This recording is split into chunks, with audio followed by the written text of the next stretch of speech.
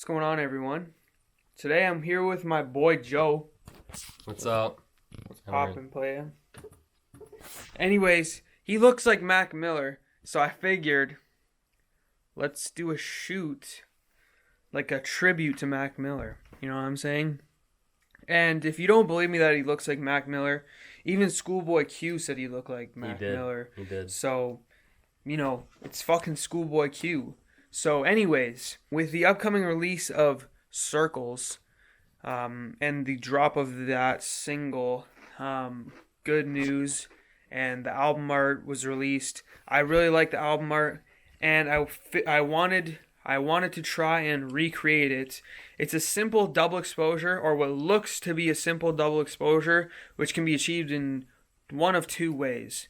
The first way being if your camera has a double exposure function, which mine does. I'm shooting on the Canon EOS R, and it has a double exposure function. So you'll take the first photo, and it will essentially take another photo on top of the first exposure. Or you can take two separate photos and bring them into Photoshop. We're going to try them both and see which one turns out better. Come along.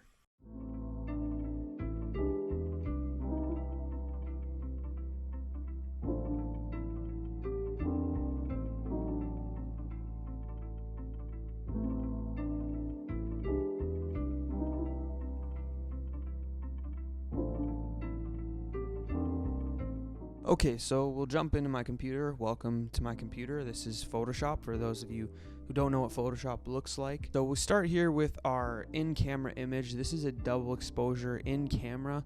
The other method that I mentioned is not actually going to work for me because you couldn't just really get the positioning right. This way you could see the first image and then reference the second image. But anyways, I'll drag in the album art here, the original album art, and size it up, drop the transparency so we can actually see what's going on behind that, just so we can line up our original image with what we want out of the final product, because we're trying to make this a replication, get it as close as possible.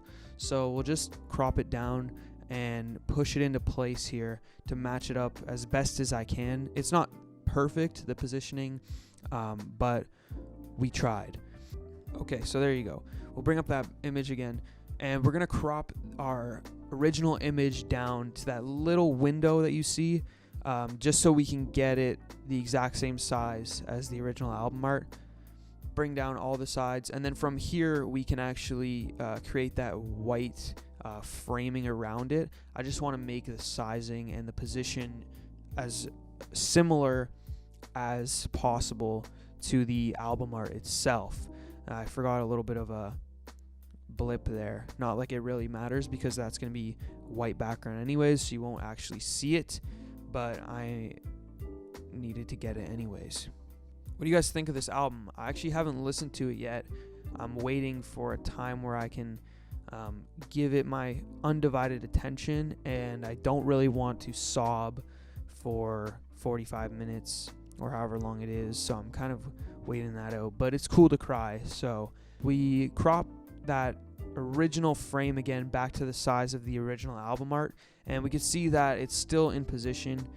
Just a reference, I go back and forth a little bit here, and now moving forward, I'm going to hit the rectangle tool down on the left side of the toolbar and just stretch it out over our artboard, and we're gonna shift around the layers so that original image is all the way on the top, or the rectangle is considered the background. And there we go. Just a couple more adjustments from here. Like I said, it's not going to be perfect. You can try it yourself. I'd like to see you try it yourself because I'm sure a lot of you can do it a much better than me. This was just in the heat of the moment. We wanted to do this, so we did it. I obviously can't edit all that great, so what we're going to do now is just toggle black and white on that original image. We can mess around with the tone of the image a little bit. Not really sure what I'm doing, but we're also going to adjust the curves a little bit just to lift the blacks, because you could see the blacks are really, really dark, and in the original album art they're kind of crushed a little bit, as well as the highlights are a little bit too harsh maybe. Obviously the lighting situation in our basement studio was not ample, and I'm sure this photo was taken in a much better lit scenario, so take that in consideration.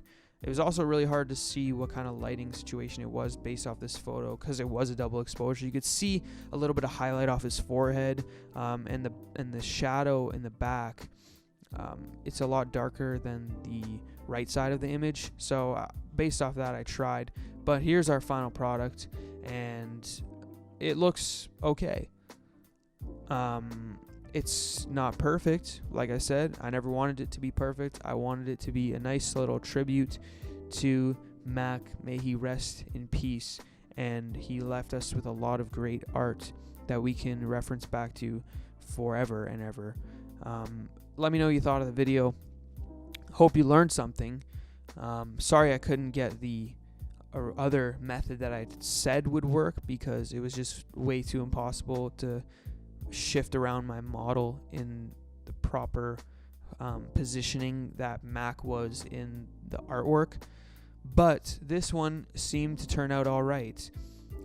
May I suggest subscribing if you want to see more content like this, and maybe even share it with a friend. Thanks so much for watching, and we'll see you in another video, I'm sure, very soon.